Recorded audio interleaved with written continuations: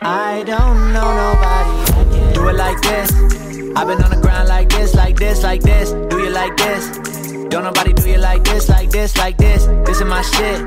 You be like, this about as good as it gets. Do it like this. Do it like, do it like, do it like, do it like this. Look at my click. Look at my click from the jump. Like this. Got over the hump like this.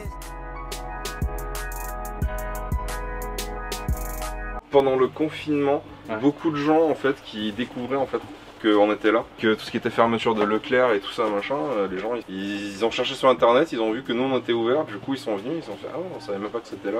En fait les gens ils le découvrent un peu au hasard en fait le truc. Et du coup le confinement ça a permis à des personnes de venir. Carrément. Parce que les grands centres commerciaux étaient fermés en fait. Et du coup les personnes qui allaient là-bas sont venues en centre-ville parce que les librairies du centre-ville étaient ouvertes.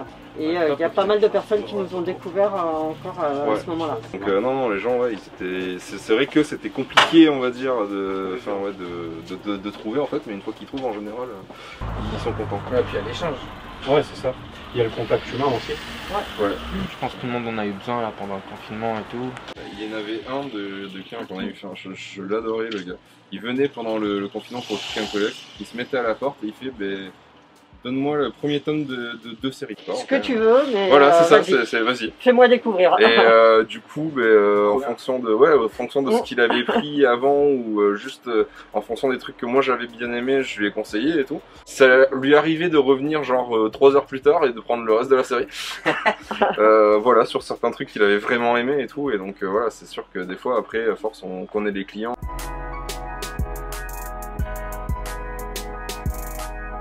Avec dès qu'il y a une nouvelle sortie, les gens ils vont nous demander le manga, genre pour Doro et Doro.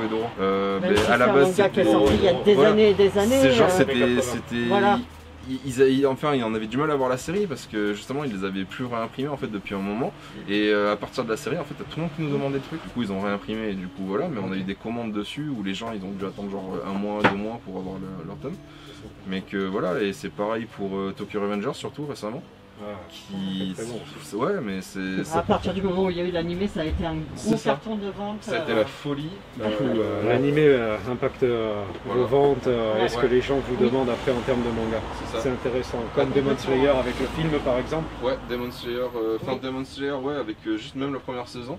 Ça a commencé à bien, voilà, et après à partir du film, les gens ils nous demandaient quel tome prendre s'ils avaient vu le film pour avoir la suite. Attaque des Titans, beaucoup aussi, forcément. Ouais. La dernière saison qui a fait, la saison 4 à partir de la fin d'année dernière qui est... ouais.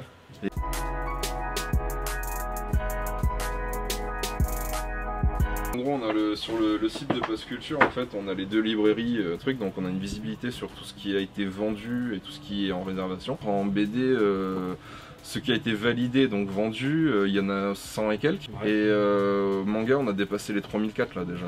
Donc ils ont fait vachement de Bleach, bizarrement. Je sais pas pourquoi. Peut-être avec l'annonce de la dernière saison. Ça, exactement. Voilà. Du Promised Neverland, du Demon Slayer. Voilà. Et malgré tout, en fait, c'est Naruto. A priori, le premier tome de Naruto, ils l'ont vendu, mais cette année, c'était une folie. Alors, grande surprise à eux aussi, ils sont hallucinés des ventes qu'ils ont fait de Naruto cette année. Ils s'y attendaient pas, quoi.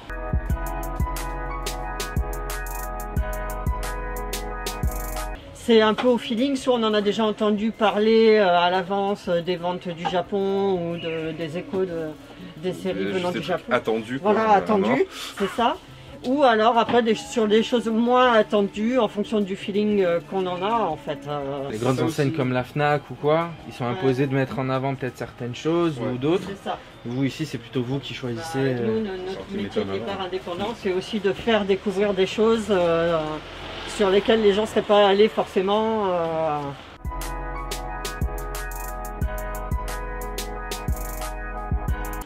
Le coussin détective Conan qu'on a là dans le coin. Il y a une petite, elle a économisé pendant genre 3 semaines pour se le payer et tout. T'es trop à fond dessus. La pauvre, on l'a vendu genre 3 heures avant qu'elle rentre dans le magasin. Ah c'est énorme. Ouais, désolé mais du coup, la pauvre, quand tu la vois rentrer, du coup on lui en a recommandé un pour elle et tout, on l'a mis de côté bien exprès, elle était super contente quand elle l'a eu et tout.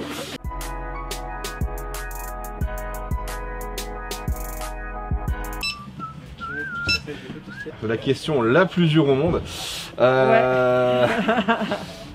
J'ai commencé, j'ai dû commencer, ça a dû être Bleach, Naruto, Samurai Deeper Kyo et Kenshin. Alors moi j'ai commencé plus tard, jeune adulte, et du coup moi je dirais que c'est Ayako de Tezuka. Je connais pas Ayako. Magnifique série en 3 volumes avec une fin, waouh.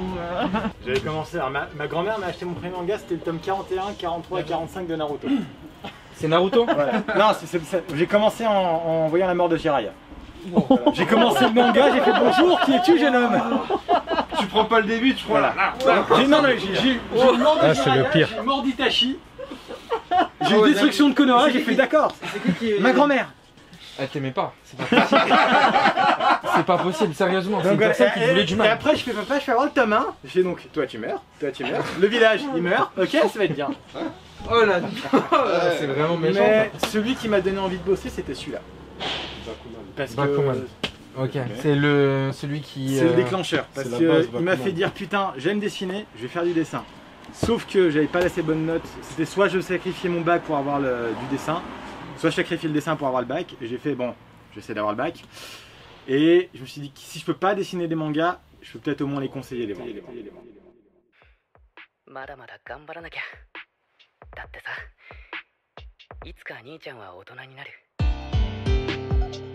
Puis les vendeurs, l'échange qu'on a eu avec eux, je trouvais vraiment bien. Ils ont de bonnes références, des gros titres comme des titres moins connus. Et pareil, je me suis souvenu ce que la dame elle disait par rapport à Ayako. En fait, Ayako, c'est un manga qui est très vieux. C'est celui, il me semble, celui qui est sorti avant Astro Boy. Et c'est ce qui a fait que le manga s'est vraiment démocratisé en fait. Astro Boy, ça a été le tout premier manga à avoir cet aspect-là en fait. Et il me semble que c'est ça. Du coup, tu me disais, toi, tu n'avais pas accès à... Non, c'est pas que j'y avais pas accès, mais à cette époque-là, je connaissais pas, tu vois. Tu me dis Canal, c'était les chaînes en clair. Je savais même pas qu'il y avait des dessins animés. Toi, tu regardes depuis plus longtemps que moi, je pense. Parce que moi, je regardais Midi les Zouzous sur la 5, quoi. Ah ouais, non, je regardais avant ça même. Moi, non. J'avais un voisin qui était fan de manga.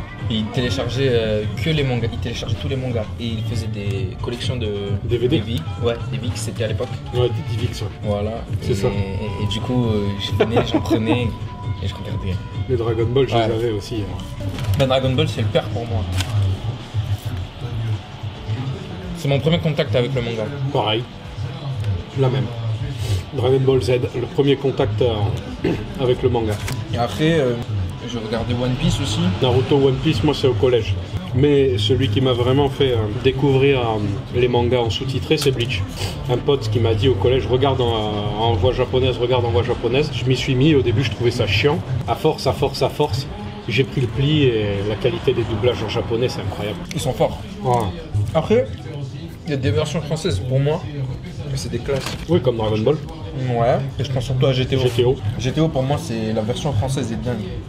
Dans Dragon Ball, pareil, je regarde jamais en japonais. GTO, je peux pas non plus. C'est pour moi, GTO, c'était pareil. Quand je rentrais le soir, c'était sur Virgin 17. Et mec, j'ai trop d'habitude. Et je tapais GTO en français, c'était en français, donc je peux pas regarder en japonais GTO. C'est impossible pour moi. J'ai essayé, mais ça dénature trop le souvenir que j'en ai. La qualité des doublages est trop énorme. Tous. Rien que les insultes en français. Ouais, c'est GTO, tu peux pas aller. J'ai des potes à moi, je suis pote avec eux, vraiment grâce au manga. Tu vois. C'est quoi? C'est l'année dernière. On a commencé à parler manga, on a sympathisé, puis maintenant on partage beaucoup plus. Alors qu'on a vraiment, de base, rien à voir. On vient de deux milieux totalement différents. Totalement différents. Rien à voir. Et il y a un truc, le manga. Ouais, mais c'est ça. Qui a fait que...